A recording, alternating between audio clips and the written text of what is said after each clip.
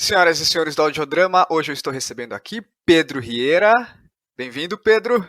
Valeu, Diego. Obrigado. Muito feliz de estar aqui. Sou um ouvinte do podcast, então fiquei feliz com o convite. Olha que honra. Te chamo de Pedro Rieira mesmo? É como você quer ser nomeado aqui?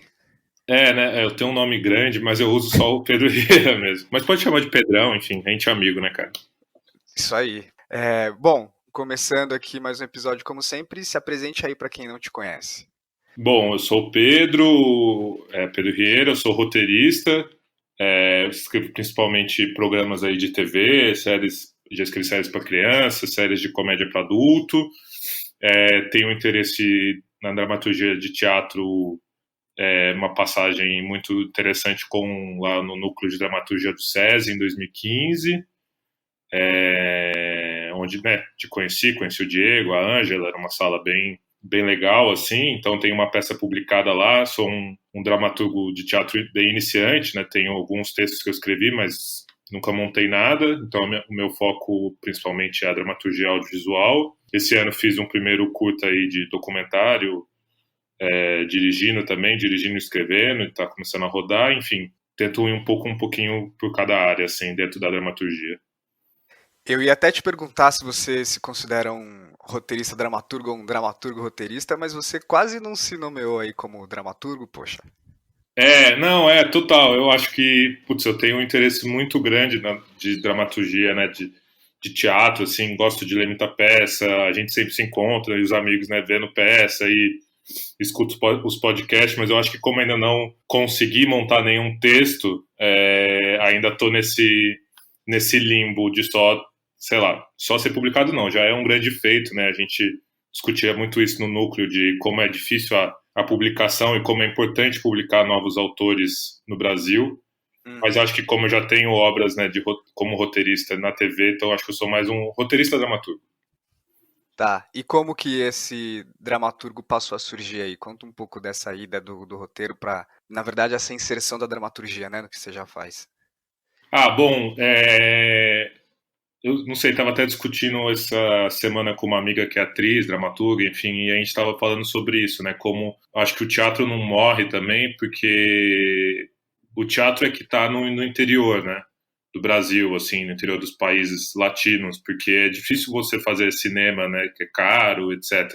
Então, minha primeira experiência, assim, com a dramaturgia foi quando eu sou de uma cidade do interior que chama Itajubá, no sul de Minas, e quando eu estava assim no terceiro ano, no cursinho, eu vi um cartaz lá no Objetivo que eu estudava, curso de teatro.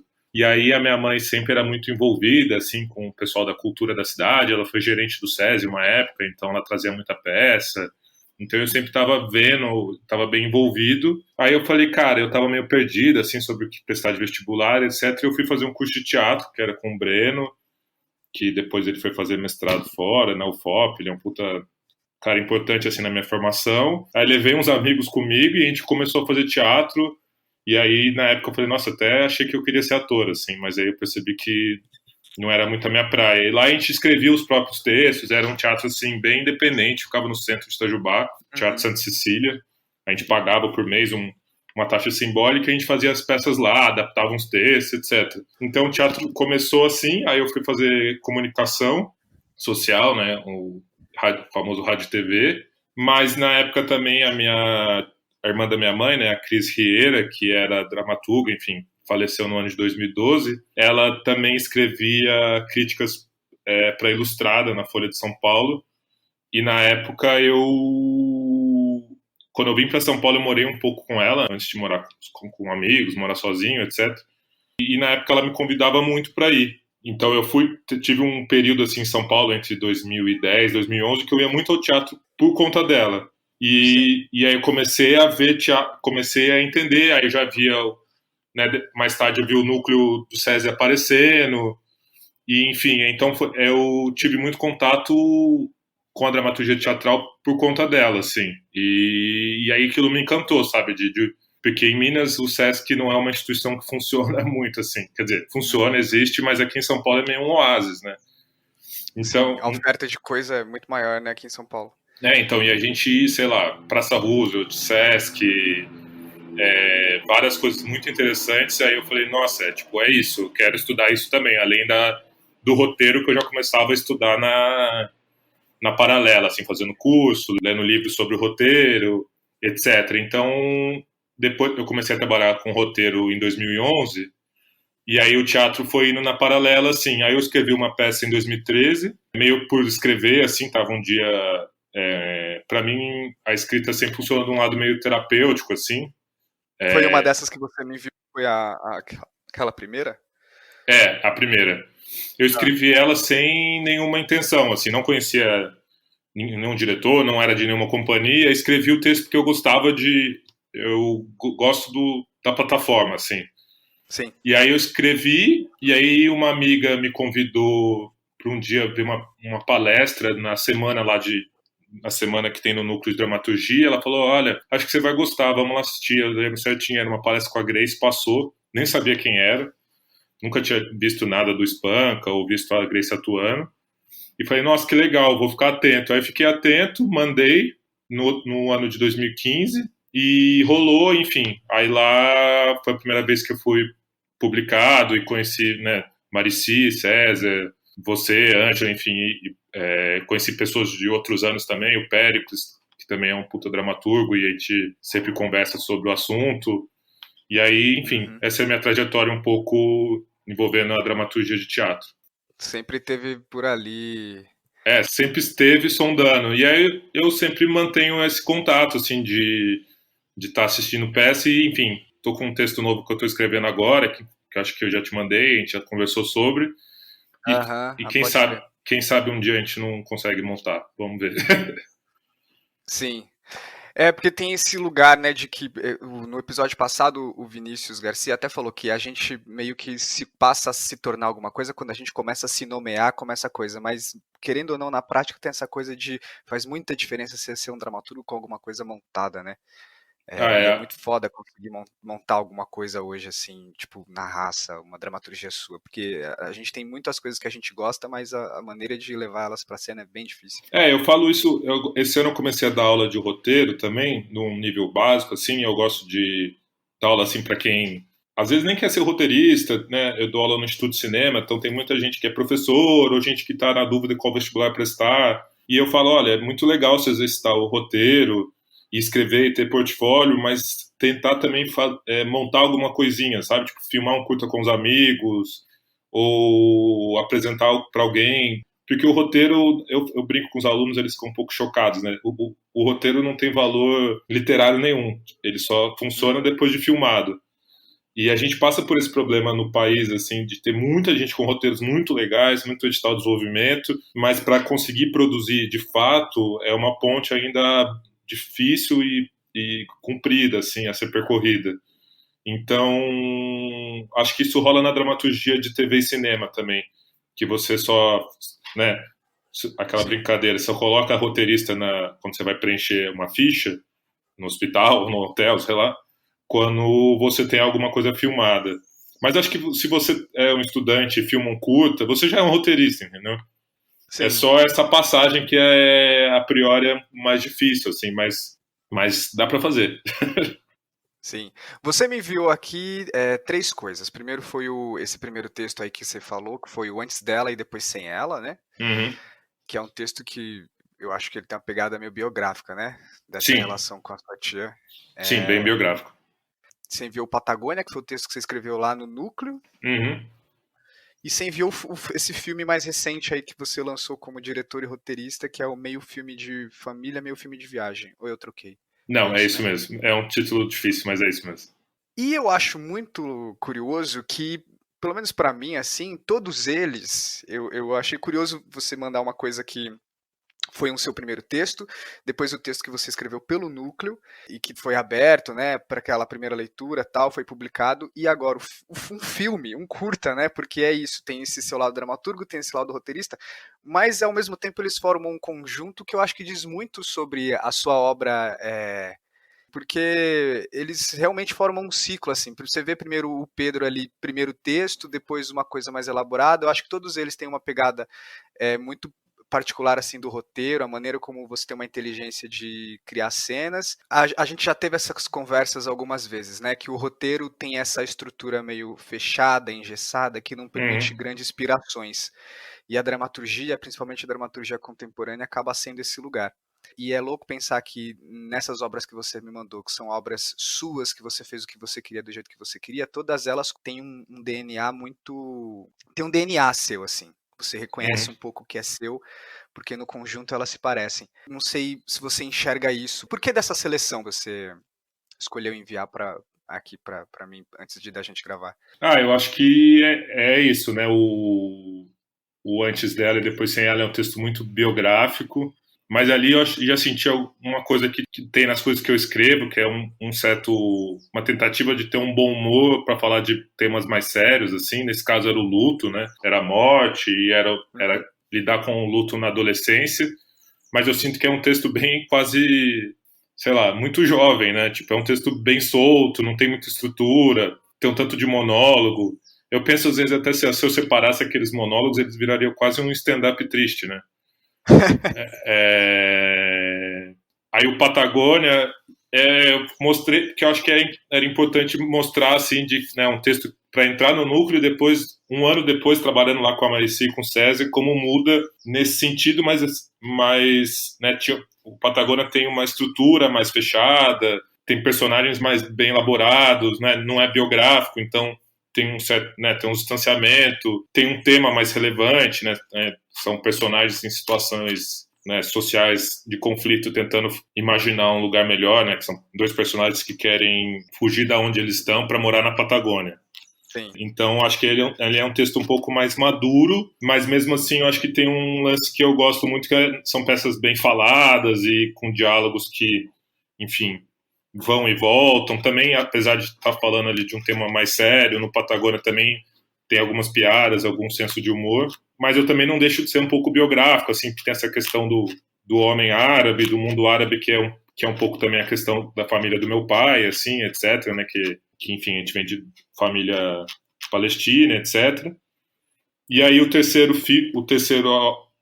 obra que eu te mandei, que é o mais recente, que eu acho que é uma junção um pouco disso, né? Que é tipo, é um documentário, mas tem muito texto narrado, que eu gosto de escrever, enfim, sou roteirista, e eu tô falando de um tema meio sério, que é sobre as eleições, sobre os sonhos da minha mãe, mas eu não deixo de fazer piada e tirar sarro disso em nenhum momento. Então eu acho que, de certa forma, quando eu pensei em te mandar essas obras, foi para mostrar também uma certa, sei lá, evolução, assim, que eu tô tentando, mas sem perder um negócio que eu gosto, que é isso, é tentar falar de temas sérios, mas com o meu ponto de vista, assim. Não sei, fez sentido o que eu disse?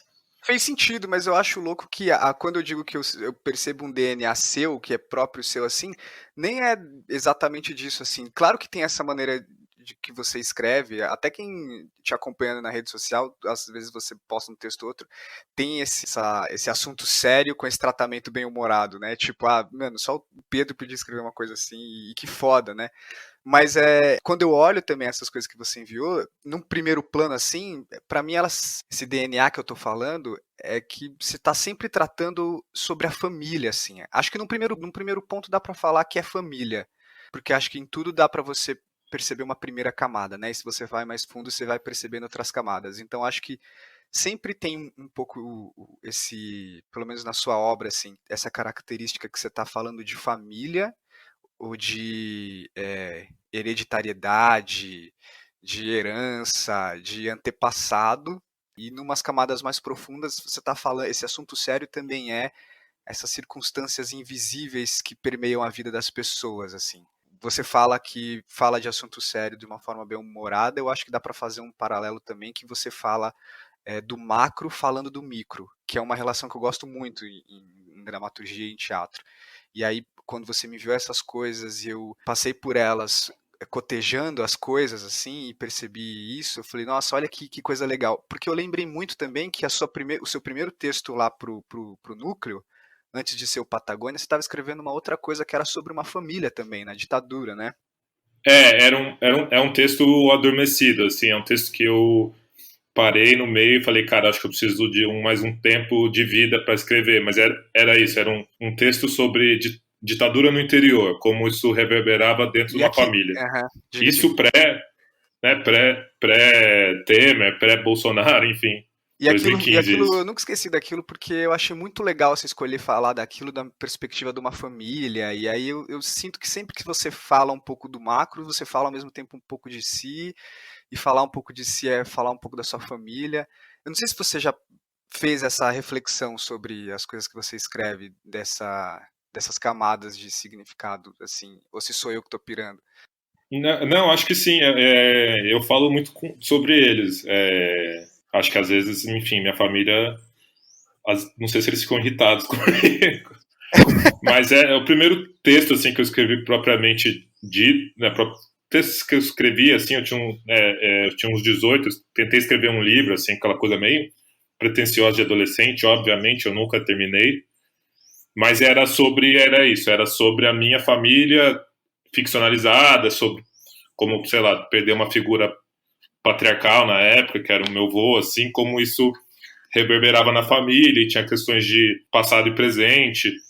É porque eu acho que, não sei, a gente escreve sobre aquilo que a gente sabe, né? E eu acho Sim, que sim. eu escutei esses dias o episódio do Daniel Veiga, que, enfim, a gente fez um curso junto com Samir Asbeck, e acho um baita autor, assim, adorei o episódio, e ele falou, né, que acaba repetindo sempre um tema, que é o tema do cárcere. Eu acho que eu concordo super, assim, com ele, no sentido disso que você está falando, que a gente acaba se repetindo, no bom sentido, né?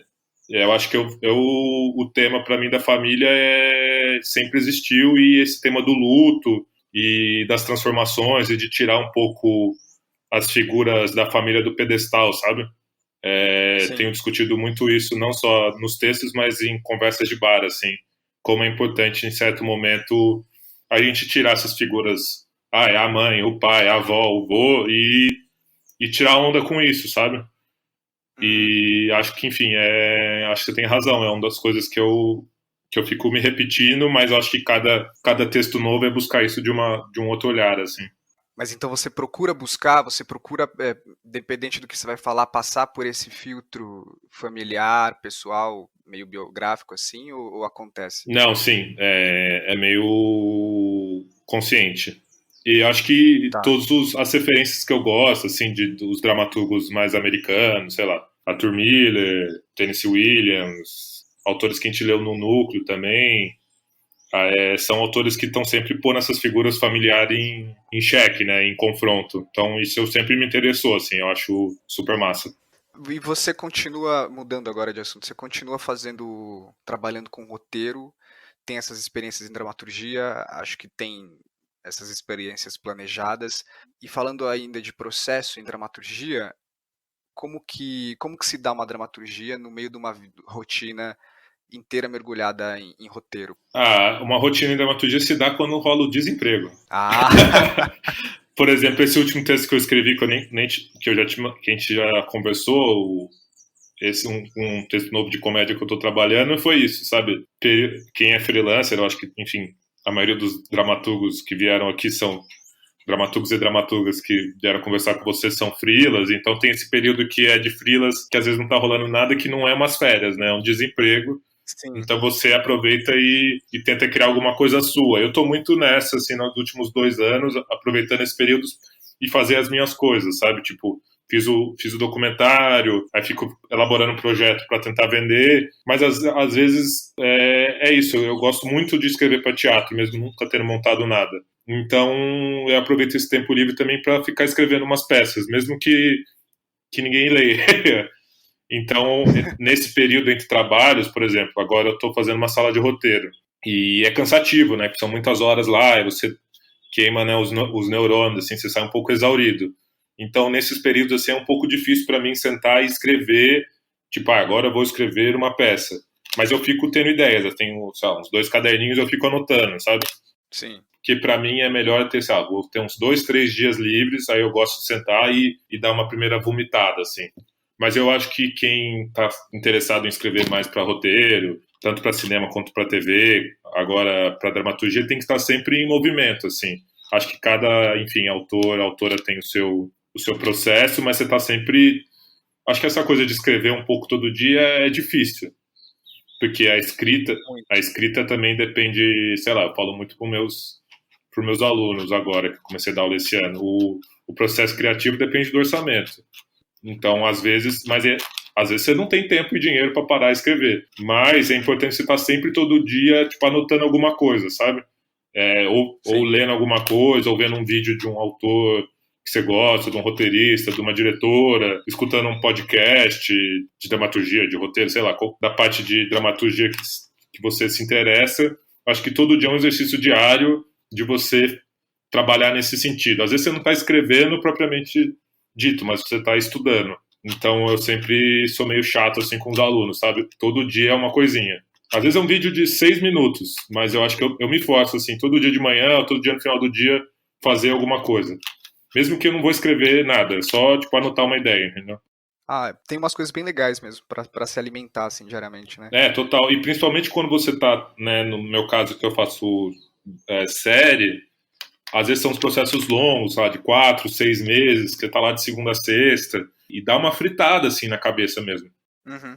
Você sai da sala, mas você já está pensando em resolver aqueles problemas, né? A pessoa está te contratando para isso, mas ao mesmo tempo você tem outros pratos que você quer rodar, né? Os seus pratos pessoais, assim. Então, acho que saber balancear isso é uma coisa que eu estou tentando aprender. Não é fácil, acho que talvez eu nunca aprenda de fato a maneira correta, mas é importante ter um equilíbrio. E o que eu noto é assim, é importante fazer as suas coisas, sabe? E mostrar a sua voz, assim, através de qualquer plataforma que você queira, seja um podcast, uma peça de teatro, um roteiro de um curta, mas ter alguma coisa sua para apresentar, além do trabalho para os outros, é importante, assim. Que é aí onde a dramaturgia acontece. Que é onde a dramaturgia acontece. Eu acho que eu tento mostrar isso para os alunos, assim, de mostrar bastante coisa de TV e de cinema, mas levar um pouco do que eu aprendi no núcleo ou nos meus estudos pessoais e mostrar que como a gente está vendo coisas muito legais na TV agora, mas como o teatro está há anos-luz, né? Uhum. Tipo, há 30, 40 anos as pessoas já estavam brincando com estruturas narrativas e com personagens, etc., com temas. E aí, quando as pessoas vêm na TV, elas falam: Nossa, meu Deus, que legal. Não, gente, o teatro já faz isso. E eu acho que, para mim, Uhum. para mim, a dramaturgia do teatro é isso: é o lugar que você pode ser mais livre. Se eu quiser fazer um bife, né, um diálogo de 3 páginas, eu posso fazer. Lógico, tem que funcionar. Mas se eu quiser ter uma peça com vários offs, se eu quiser ter o personagem XYZ, eu acho que o teatro tem essa, né, o teatro contemporâneo, a dramaturgia contemporânea tem essa liberdade para os autores, assim, que é incrível. E isso para quem escreve muito roteiro de TV é tipo, às vezes você fica até perdido de tanta liberdade, sabe? Sim, sim. Você já tinha essa noção, tipo, dessas possibilidades antes de ir pra dramaturgia, assim, de vez? Ou você foi descobrindo enquanto estava estudando? Tipo, no núcleo a gente descobriu muita coisa, né? Eu tinha visto mais coisas mais assim, numa estrutura mais dramática, né, mais clássica, e tinha lido algumas peças já, enfim, nessa experiência também lá em Minas, estudando em companhia de teatro, assim, era uma coisa mais tipo, os clássicos, alguns dramaturgos americanos, assim, né, do século XX, tinha visto peças, etc., mas eu acho que o núcleo, até o foco do núcleo, né, para quem tem interesse nisso, é tipo quebra-cabeça, assim, tipo, você chega lá meio, né, eu lembro que tinha aquela piada, né, porque no nosso ano tinham 4 pessoas mais do audiovisual. Uhum. Né, o pessoal chamava a gente dos burocratas do audiovisual. E eu Aham. acho que os burocratas saem quebrados, assim. Tipo, se não sai quebrado, você não aprendeu nada, entendeu? Eu Sim. acho que, tipo, quando você lê, sei lá, voltando um pouco a Grace, assim, quando você lê um texto de 17 páginas, que é o Por Elise da Grace, se aquilo não mexeu com você em algum lugar, tipo, sei lá, volta e lê de novo, entendeu? Uhum. Tipo, de forma, de personagem, de prosódia, de tudo, sei lá. Eu acho. Enfim, isso é só um dos textos, né, que a gente tem contato lá e estuda e etc. Eu acho que foi um período importantíssimo e eu acho que a minha noção que existem outras maneiras de contar uma história passa muito pelo núcleo do SESI, assim. E pós-núcleos, se manter, né, tipo, vendo as peças e em contato com os amigos, etc. Mas essas experiências em dramaturgia, tipo, modificaram também a sua forma de fazer roteiro? Com certeza. Eu acho que, por exemplo, esse filme que você viu, né, o documentário, tem muita coisa que eu aprendi, do tipo, poder me arriscar mais e me alongar e tentar achar a minha voz. Às vezes eu estou escrevendo projetos pessoais que, sei lá, tem essas regras meio básicas, né, que a gente estuda de roteiro, onde fazer a virada, o que o personagem reage. Às vezes eu já penso diferente, falo, talvez não tenha uma virada aqui, porque não precisa, toda hora não precisa ficar virando. Aqui eu posso me estender mais, aqui o personagem pode ser desse jeito. Eu acho que com certeza, lógico, tem algumas regras assim de apresentação do roteiro que você continua seguindo porque o mercado exige. Mas com certeza a minha escrita mudou bastante depois de ter contato mais com a dramaturgia contemporânea de teatro, que é isso, tipo, comparado ao que a gente vê hoje na TV, o teatro já faz isso há anos atrás, entendeu? Eu perguntei essa coisa se você já tinha essa noção, porque nesse primeiro texto que você escreveu, lá em 2013, acho que embora você já tivesse uma vivência em roteiro, mesmo você não tendo passado pelo núcleo ao escrever ele já aponta para uma forma um pouco diferente, assim, né? Essas quebras no meio da cena para ter o monólogo de um personagem. Tem uma inteligência de roteiro assim que você percebe que você ordena muito bem as cenas, né? É muito bom escrever diálogo, mas tem umas quebras e umas passagens de tempo e de cena que você já falou, opa, esse cara tá consumindo alguma coisa diferente, e assim, em termos de dramaturgia, né? Não, acho que é isso. Como eu disse na minha própria história, assim, de estar com a minha tia vendo muita peça, eu acho que enquanto eu estava roteiro, né, vi muita peça que quebrava as formas e a narrativa, então acho que isso foi me influenciando, assim. Mas acho que esse primeiro texto tem um pouco dessa coisa que eu gosto, que é do humor, né, de ter uns textões no meio, assim, enfim. Eu preciso reler, faz tempo que eu não leio essa peça. Essa coisa do humor, aliás, tipo, é uma tentativa sua de tentar fazer uma comédia dentro da dramaturgia, porque a gente vê pouco, né? Tipo, acho que dá pra contar nos dedos de uma mão os dramaturgos que meio realmente transitam com isso muito bem, de assumir um bom humor assim e fazer uma graça mesmo falando de um assunto sério. Não sei se é uma luta, né? Luta é uma palavra forte, sei lá, é uma vontade muito grande que eu tenho, assim. É, no começo, assim, quando eu entrei na faculdade, não imaginava muito trabalhar com humor, assim, porque eu sempre achei meus amigos de escola muito mais engraçados que eu. Às vezes a gente Uhum. se encontra lá em Itajubá e nossa, eu só fico rindo. Eu dou muita risada deles, assim. Mas meu primeiro trabalho como assistente de roteiro foi no Comédia MTV, na extinta MTV ali das Perdizes. E lá eu comecei, falei, cara, putz, eu gosto disso aqui. E aí eu comecei já ali a riscar umas sketches que foram gravadas, o pessoal gostava. Aí eu falei, putz, eu acho que tem alguma coisa, é isso que eu quero fazer. E aí quando eu fui estudar no núcleo, eu percebi isso muito claro. Existem peças, por exemplo, até a Grace, né, tem um bom humor ali. Às vezes tem umas piadas, e para quem é de Minas, às vezes você pega umas coisas assim, meio uma mineirice, assim, que é engraçada, mas dá Uhum. para contar nos dedos quais autores que têm assim essa coisa do humor, e eu ficava um pouco incomodado com isso, assim, falei, cara, por que a gente não faz um humor contemporâneo, né, tipo um humor também quebrando formas e pensando em outros tipos de personagem, de estrutura, e eu comecei a estudar um pouco isso, aí eu comecei a ver, sei lá, filmes que tentam fazer isso, tem o pessoal do Mumblecore, né, aquele pessoal nos Estados Unidos que faz umas comédias independentes um pouco mais arriscadas.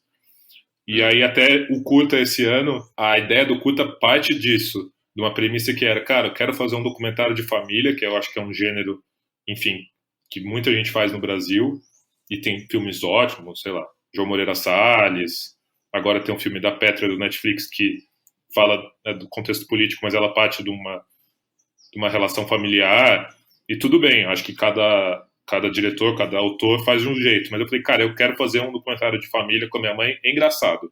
Lógico, tem uma parte de drama, mas eu quero fazer piada, quero tirar sarro. Eu nunca vi isso, pode ser que exista, mas na minha pesquisa eu não encontrei. Então acho que é uma coisa que eu estou tentando alongar, sabe? Vamos fazer um documentário de família, vamos fazer ele engraçado, vamos tratar desse tema, vamos tentar tirar sarro. Porque acho que também o humor no Brasil. Ai, é difícil, né? Sim, sim. É tipo, eu vejo muita gente nova no stand-up muito boa, mas ao mesmo tempo os filmes que eu acho que tem só relevância de mercado, e eu assisto para ver o que está acontecendo, mas às vezes também eu sinto que ninguém está tentando, sabe, esticar um pouco a corda, entendeu? Sim. e esticar essas barreiras, assim, tipo, de forma mesmo, de estrutura, sabe? Acho que existem autores novos que estão procurando melhorar isso na questão de tema, e são outros pontos de vista. Por exemplo, tem um comediante que está super em alta agora, que eu gosto bastante, que é o Yuri Marçal, não sei se você já ouviu falar. Já, E, enfim, já o ouvi. Yuri eu acho ele foda, assim, porque ele, né, ele faz piada com questões bem difíceis, e acho que ele tá puxando essa corda, esticando essas barreiras na questão de tema. Mas na questão mais, assim, de teatro e de cinema, etc., para mim é um pouco difícil, às vezes, ver quem tá esticando um pouco e tentando trabalhar com outras linguagens, assim. Eu trabalhei muito tempo com o Theo Popovic, que eu acho um puta roteirista, enfim, fez o Comédias, agora ele fez uma série na MTV que chama Feras, e acho que ele é um roteirista que eu gosto muito e que tenta um pouco, às vezes, alongar essas barreiras dentro da comédia, sabe? Mas, sim, é uma coisa que eu venho pensando bastante. Quando você fala dessa comédia, você tá falando de forma ou você tá falando de um conteúdo engraçado? Porque. Responde aí, depois eu. Não, eu acho que os dois, por exemplo, é isso que eu falei, o Yuri, ou sei lá, outras mulheres também que estão começando agora no stand-up, Letícia Muniz, enfim, o conteúdo é um conteúdo, sei lá, diferente, que a gente não escutava, por exemplo, era impossível ouvir esse conteúdo vindo do Rafinha, do Gentili, sei lá, do Fábio Porchat, mas a forma ainda é muito tipo, você vai sentar no teatro, você vai escutar um texto que você sabe que tem, né, preparação e punch. Aí você vai ver um filme, sei lá, do Paulo Gustavo. Você sabe que às vezes ele vai discutir temas que você não viu falar, mas você sabe mais ou menos a estrutura, né, a estrutura narrativa que vai ser montada. Tá. A minha questão é, lógico, o conteúdo talvez eu não traga muita coisa diferente para o jogo, porque eu sou, né, quem eu sou, do lugar que eu sou, enfim. Mas talvez a minha intenção é brincar com a forma e de pensar estruturas novas de contar, assim. É difícil, mas talvez, quem sabe, um dia. Porque tem uma outra característica que dá pra perceber assim no que você faz, que é uma coisa performática, de tipo, em todas, de alguma maneira e algum grau, você reflete sobre a própria forma. Tipo assim, no filme você coloca em xeque a própria forma de se fazer um filme, e você fala isso. E você tá o tempo todo repensando a própria forma. E isso é engraçado. Tipo, então, não sei se é você tenta fazer uma piada e com isso você tipo, gera no espectador uma coisa, pô, isso é engraçado, mas ao mesmo tempo, uou, peraí, esse cara, caramba, olha que diferente o que ele fez aqui, porque ele foi fazer uma piada e deslocou completamente a discussão sobre o filme. No Patagônia, você evidencia o jogo quando eles estão imaginando outras possibilidades lá do que poderia estar acontecendo. Às vezes, quando tem umas cenas engraçadas, aquilo soa como um ruído ali dentro que também te faz questionar, tipo, peraí, esse texto não é tão pesado assim. Em algum momento você sempre reflete sobre o que você já está fazendo, seja abertamente ou seja na própria forma. Acho que esse estranhamento gera um pouco de graça também, evidencia um pouco do seu humor. Por isso que eu perguntei esse lance da forma e do conteúdo. Acho que é uma coisa que você já faz. Tem a piada que você vê, tipo, piada mesmo pra ser engraçado, e tem uma coisa na forma que você fala, caramba, que diferente e que divertido também, né? Eu acho que. Pô, obrigado. Primeiro. Segundo, que né, é chato, né? A pessoa tá te elogiando e você fica só concordando. Não, mas eu acho que é isso. Eu acho que quando você quebra, tenta mostrar, né, pro espectador e quebrar um pouco essa forma, dá um pouco de graça, assim. Eu acho que a comédia a comédia é maravilhosa, cara. Sim.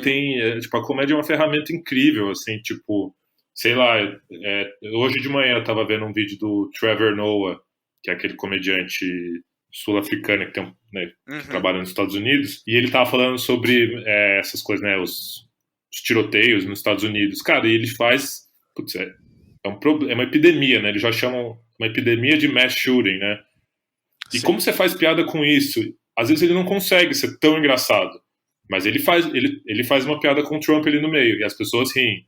E essa piada, ele sabe onde colocar, porque ele sabe que isso vai prender a atenção do público por uma mensagem que ele quer mostrar do tipo, galera, parem de legalizar as armas do jeito que tá.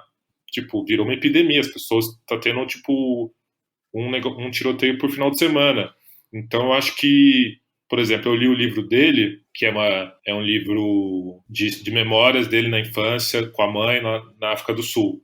E é isso, é um livro de memória, que você já pega pensando, olha, vai ser um livro meio pesado, né, tipo, né, mais denso, falando sobre família, e, enfim, questões do apartheid na África do Sul. E, cara, tem capítulos do livro que eu ria alto. E eu acho que ele já estava ali tentando quebrar uma forma de você contar a história de família, sabe? É um livro que é uma referência, assim, pro documentário. Mas tem episódios que eu chorei. Episódios não, tem capítulos que eu li meio embargado, assim, que ele conta coisas com a mãe dele. Então eu acho que tem comediantes nos Estados Unidos que eles estão já procurando quebrar essa forma, sabe? Tem Sim. o filme do Paul Thomas Anderson, o Punch Drunk Love lá, que é uma Uhum. comédia e completamente, né, desfigurada e tipo com uma estrutura narrativa, sei lá, pouco comum para uma comédia. Então eu acho que a galera lá nos Estados Unidos já está preocupada com isso. Tipo, tem aquela série que a gente gosta lá, o Better Things, Sim. que também, né, tipo, ela é toda fatiada, então, ou Atlanta, enfim, tem inúmeros exemplos né, de autores que já estão fazendo isso. No teatro, eu vejo pouco ainda, talvez por uma falta de pesquisa minha, ou realmente não sei se isso está rolando no Brasil, mas é uma vontade de ver mais gente procurando outras formas de fazer comédia, assim. Então, eu comecei a ver uma série que chama Fleabag, Ah, genial, ela é genial. e que eu descobri que era um monólogo dela no teatro, porque ela é uma atriz renomadíssima, né, na Inglaterra. E eu fiquei curioso para ver como era a forma disso em cena. Se bem agora que eu lembrei de um autor também, que é o Tim Crouch, que ele veio aqui para o Brasil, o SESI trouxe ele, e o que ele faz em cena é engraçadíssimo, e ao mesmo tempo ele está falando de. Ele sempre escolhe fazer dramaturgias. Ele pega personagens de textos clássicos que não. Que teve, sei lá, uma, duas falas no texto, tipo um mordomo, um figurante, e faz um texto sobre aquele cara, vivenciando aquele mesmo contexto, só que ele faz em comédia, e é bizarro de engraçado. Você falou do Trevor Noah também. Aquele episódio dele no programa do Seinfeld na Netflix é muito bom porque ele dá uma explanada um pouco. Dá pra você ter uma amostra de como é esse jeito dele ver as coisas, né? Eu acho que, enfim, tá num caminho legal e acho que, por exemplo, sei lá, até o pessoal do Choque de Cultura, por exemplo, tem Sim. um jeitão de fazer ali comédia que tá quebrando um pouco a forma também, e aí você vê Aham. que quando. E eles também, né? Eles quebram e eles falam toda hora como eles estão fazendo. Então, Sim. quando você mostra isso também, é engraçado. Eu acho ótimo, cara. Eu fico.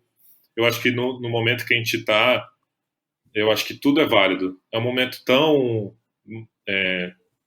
Para não falar outra coisa, tão maluco, que é importante ter as lutas sérias, os atos, as peças dramáticas, os filmes sérios, mas também é importante ter comédia pra gente discutir essas coisas e tirar sarro da gente mesmo e trazer questões sérias pro jogo, porque eu acho que a comédia também tem um lance.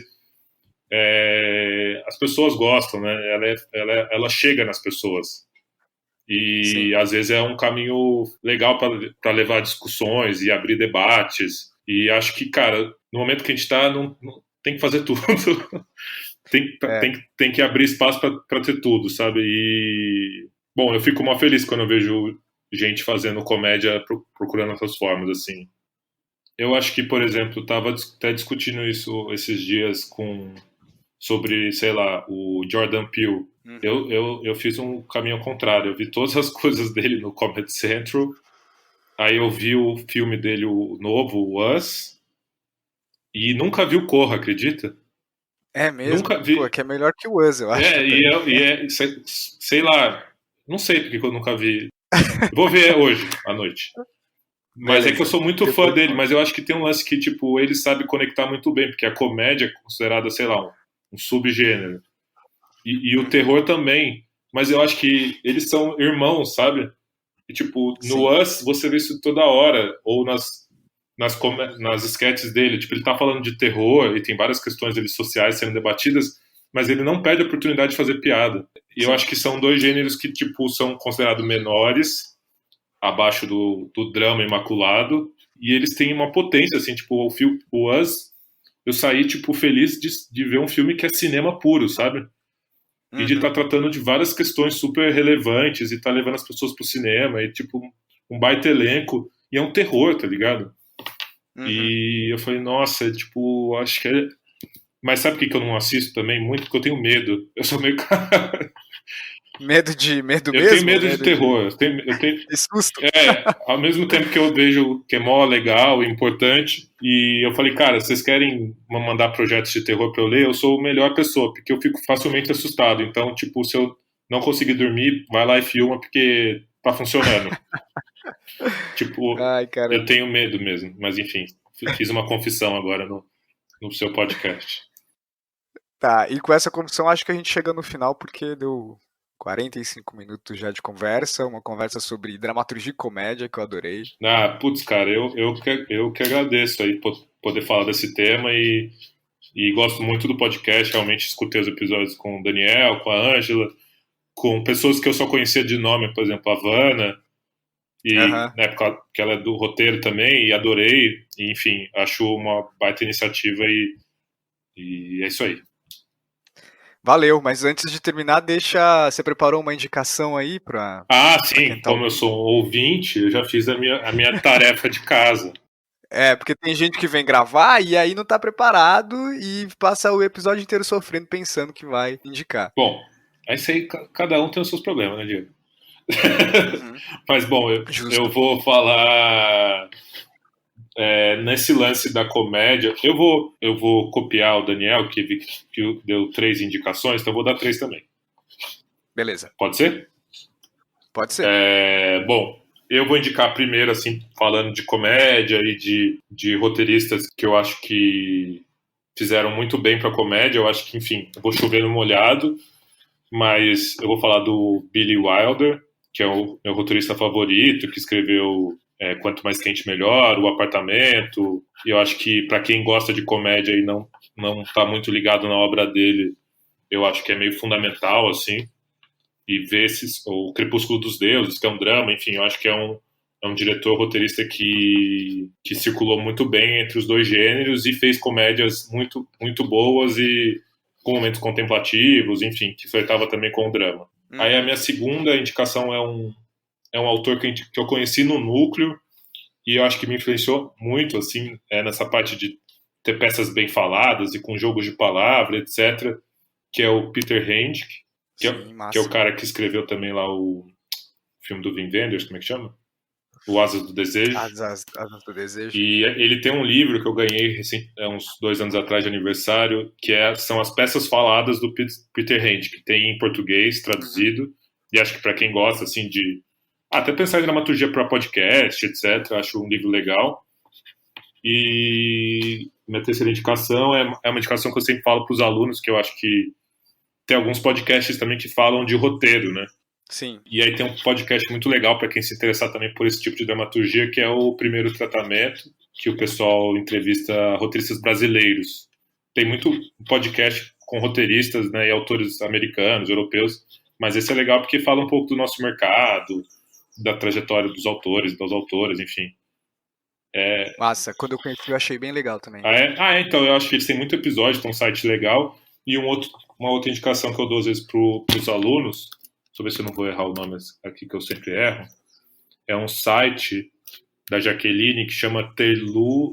Tertúlia Narrativa. Tertúlia Eu sempre narrativa. confundo, eu já falei isso para ela e eu confundi o nome, muita vergonha. Eu tenho um pouco de problemas. Mas é um baita site. Esses dias eu li lá um artigo sobre beats que ela fez, sobre estrutura. Meu, é muito legal, tem muita coisa legal e enfim, acabei meu momento Fausto Silva aqui de dicas. Essa fera. E você quer deixar algum recado se as pessoas quiserem te encontrar, conhecer seu trabalho? Bom, eu tô aí nas redes, tenho usado menos o Facebook, mas estou muito no Instagram, Pedro Underline Rieira, é aberto, enfim. Lá eu posto as bobeiras, as séries às vezes que eu faço que vão ao ar, etc. Aí ontem, para registrar o curta no IMDb, eu tive que fazer um Instagram pro filme, que Uhum. é meio filme, O filme chama Meio Filme de Família, Meio Filme de Viagem, mas o Instagram é só @meiofilmed, porque não cabia. Tá. E aí o filme já rodou agora em 2 festivais, e aí a gente está esperando outras respostas, que se eventualmente saírem, a gente posta lá também. E é isso, tô nas redes, Facebook, Instagram, Twitter não, que eu cansei. Sério? Pô, Twitter continua lá firme e forte, sofrendo todo dia. Acordo, tomo café, já passo Eu raiva. falei pra te alfinetar porque eu sei que você é uma twitteiro. Eu sou mesmo, eu vivo lá. Bom, então é isso, Pedro. Obrigado, muito obrigado. Foi um papo bem legal. Que bom receber um amigo aqui. E, enfim, espero que as pessoas gostem Pô, também. valeu, cara. Eu que agradeço, Diegão. Você é um fera. É Valeu. nóis. E a gente se despede dando tchau pra quem tá ouvindo e até a próxima. Tchau, tchau. Valeu.